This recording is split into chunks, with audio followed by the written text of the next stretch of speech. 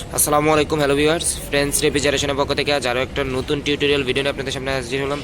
তো আজকের ভিডিওটা হচ্ছে উইন্ডো টাইপ এসি কীভাবে সার্ভিসিং করবেন। তো ভিউয়ার্স, এয়ার কন্ডিশনের সার্ভিসিং কারণ হচ্ছে আপনার এয়ার কন্ডিশনে যদি প্রচুর পরিমাণে ডাস্টে জমে যায় এবং এই ডাস্টের কারণে এয়ার কন্ডিশনটা সার্ভিসিং করতে হয়। তো আসলে এই যে দেখতে পাচ্ছেন, এই একটা air condition window type AC. তো দেখতে পাচ্ছেন কী পরিমাণে যে ডাস্ট, এই ডাস্টে যদি আপনার এমন এই যে কন্ডেন্সারে, আমরা যেটাকে কন্ডেন্সার বলা হয়, এই যে কন্ডেন্সারটা, এই কন্ডেন্সারে যদি এই পরিমাণে ডাস্ট থাকে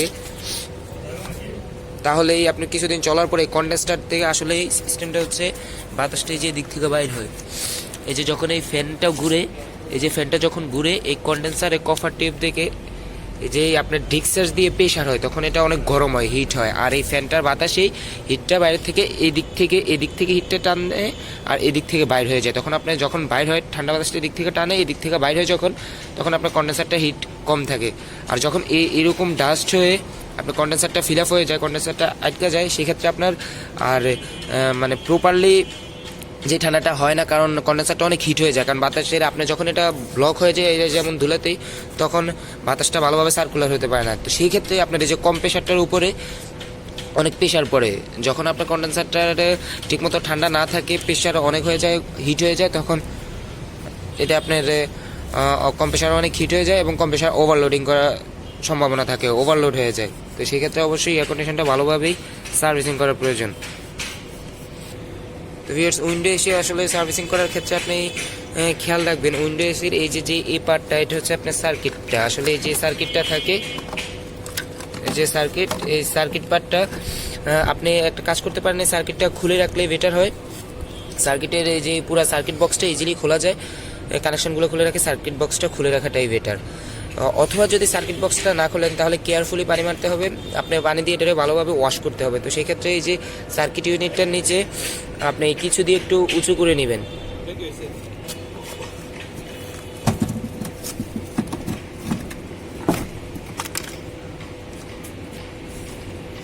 তো ভিউয়ার্স, এই যে একটা ইট দিয়েই বা কিছু দিয়ে এরকম উঁচু করে রাখবেন। সেক্ষেত্রে আপনার যদি যখন পানি মারেন, সার্কিটে পানি মারার পানি যাওয়ার কোনো সম্ভাবনা থাকে না।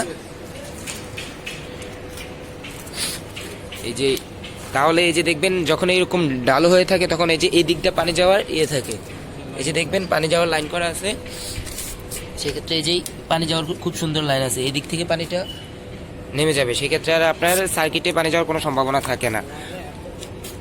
ওভার সিস্টেম করা যায় না যে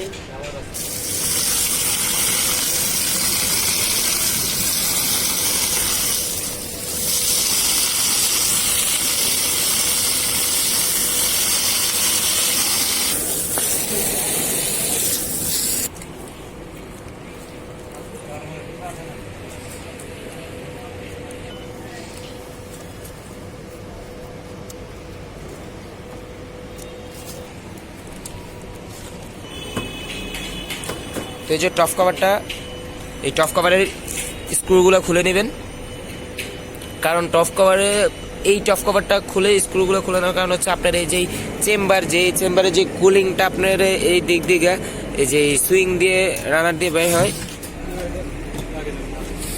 আচ্ছা, তো এই যে এই ককশিটটা সরিয়ে নেবেন।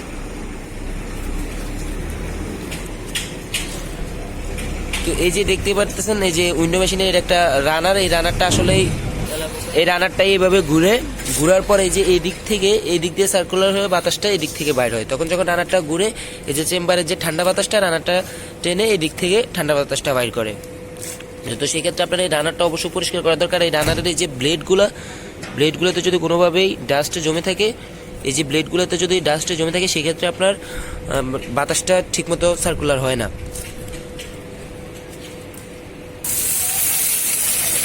এই যে এইভাবেই পানি দিয়ে প্রথম অবস্থায় একবার ভালো করে পরিষ্কার করে নেবেন, শুধু পানি দিয়ে।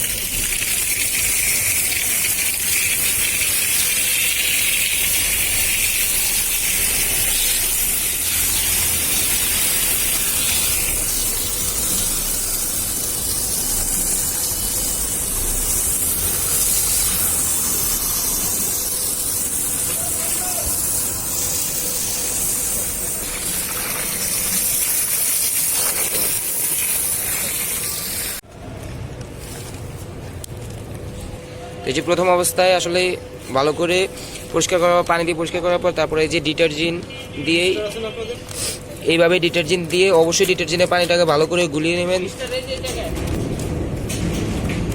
তো তারপরে এই যেই এই ফেনাগুলো আসলে এইভাবেই দিয়ে দিবেন চেম্বার আর কন্ডেন্সারে।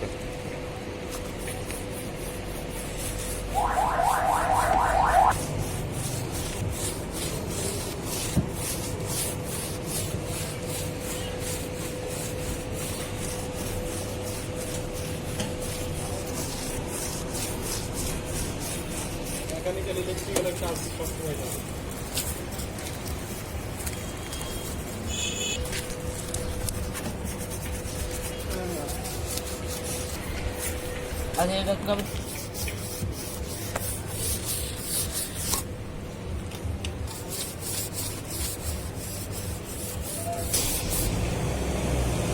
তো এইভাবে পুরা এই যে কন্ডেন্সার চেম্বারটারে ভালো করে সার্ফ এক্সেল দিয়ে এইভাবে পরিষ্কার করে নেবেন। এই যে বডিটা থাকে এগুলো খুব সাবধানে, যে খুব কেয়ারফুলি এইভাবেই পরিষ্কার করবেন, কারণ এই যে কভার টিউবগুলোতে যেন কোনোভাবে প্রেশার না পড়ে, কারণ এগুলোর ভিতরে গ্যাস থাকে। সেক্ষেত্রে যদি কোনোভাবে আপনার লিকেজ হওয়ার সম্ভাবনা থাকে যদি প্রেশার পড়ে, তো অবশ্যই এই যেই খুব সাবধানে ওয়াশ করবেন।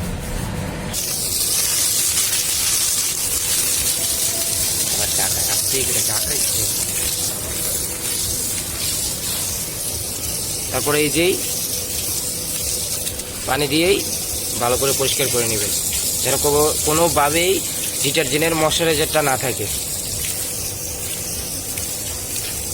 এই যে খুব সুন্দরভাবে সার্ভিসিং হয়ে গেল, দেখতেই পাচ্ছেন কন্ডেন্সারটা একেবারেই ক্লিন, বডিটাও ক্লিন, চেম্বারটাও ক্লিন।